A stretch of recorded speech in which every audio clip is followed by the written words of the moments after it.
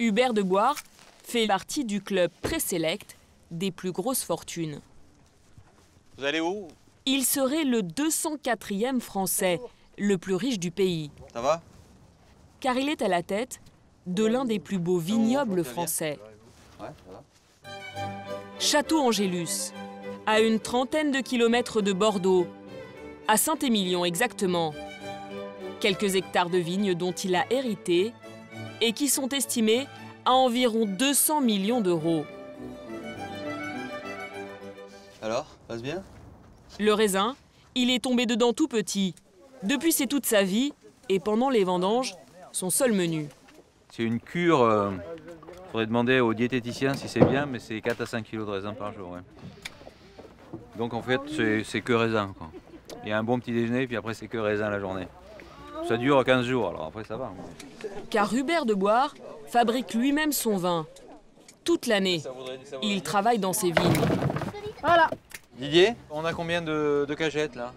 Car il doit produire un vin à la hauteur des attentes et investir en permanence pour valoriser la richesse dont il a hérité.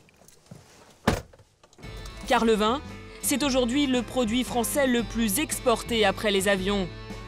Et pour Hubert de Boir, c'est 20 millions d'euros de chiffre d'affaires les bonnes années. Mais comme 95% de son vin est vendu à l'étranger, il doit sans cesse conquérir de nouveaux marchés. Et en ce moment, tous ses efforts sont concentrés sur un pays, la Chine. Ce jour-là, justement, il reçoit de riches clients chinois. Et son opération séduction va commencer dès la descente du bus. Enchanté, Erika. Ni hao.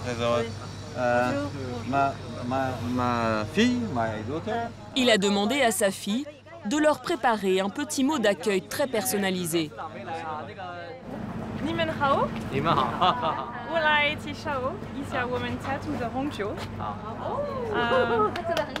Pour plaire à cette clientèle fortunée, la jeune femme a appris le mandarin. Je pense que l'effort est salué et c'est quelque chose d'un petit peu inattendu, donc auquel ils sont très sensibles. Et ce n'est pas tout. Hubert de Boir a prévu la totale pour épater ses clients venus de si loin. D'abord, une visite guidée de la salle de tri où sont sélectionnés les meilleurs grains. Les Chinois apprécient beaucoup. Appareil à la main, ils veulent absolument tout photographier. Les petites mains qui travaillent sur ces machines. Et même l'idéogramme de Château-Angélus, bien en évidence sur le parcours de la visite. Et après avoir joué les guides de luxe, Hubert de Boir se prête volontiers à l'inévitable séance photo. Un grand succès. Un succès obtenu grâce à un tour de force. Il y a quelques années, en échange de caisses de bouteilles, il a réussi à placer son vin dans l'un des films les plus regardés au monde. Et si l'héritier a su se transformer en un commercial hors pair, c'est que pour vendre un vin à 300 € la bouteille en moyenne, il faut savoir toucher les clients les plus fortunés. Et aujourd'hui, c'est surtout en Chine qu'il se trouve. La Chine, ça représente un gros marché pour vous? Pour Angélus, beaucoup, oui. Parce que on ne sait pas très bien, mais aux alentours de 40% aujourd'hui de ce qu'on vend est vendu en Chine. 40% de clients chinois, presque un consommateur de Château-Angélus sur 2. Mais être un bon commercial, ça ne suffit pas. Hubert de Boir est aussi un chef d'entreprise. Il emploie 20 personnes et doit sans cesse investir. Sa dernière dépense, des travaux de rénovation de tout le bâtiment pour transformer la vieille propriété familiale, cette bâtisse agricole sans charme, en ce qui ressemblerait plus à un château. Cela a un coût, au moins 7 millions d'euros.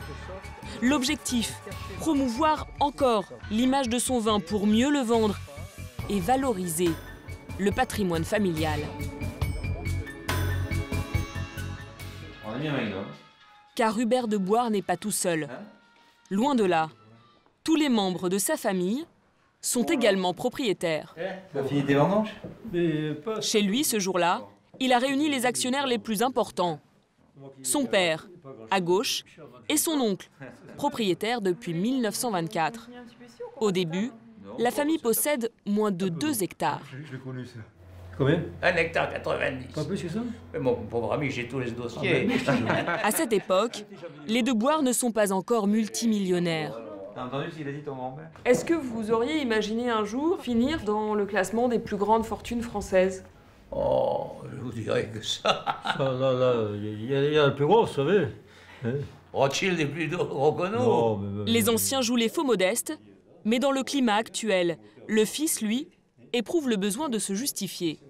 On n'a pas du tout ce sentiment qu'on est des gens qui usurpent quoi que ce soit à qui que ce soit. Qu'est-ce qu'on fait aujourd'hui? On crée des emplois, on crée de l'image sur la France, on crée dans la balance extérieure de la richesse pour notre pays, et on vit, oui, bien, mais enfin, je veux dire, on vit très simplement. Pas question d'être mis dans le même panier que les ultra-riches qui ont pu faire la une de la presse. Vous êtes tous les deux nés ici, vous, dans cette maison. Et surtout, les De Boire répètent à qui veut l'entendre qu'ils ne sont pas prêts à vendre la propriété familiale pour aller s'exiler en Belgique ou en Suisse. À Saint-Émilion, depuis notre premier passage, les travaux ont avancé. Voilà, donc c'est... Voilà, ça... Le nouveau clocher de la propriété a été baptisé par une célébrité locale, le cardinal Ricard, archevêque de Bordeaux.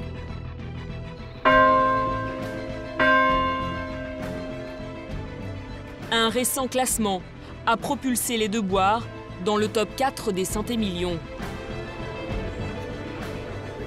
Depuis, leur vin se vend 30% plus cher qu'avant.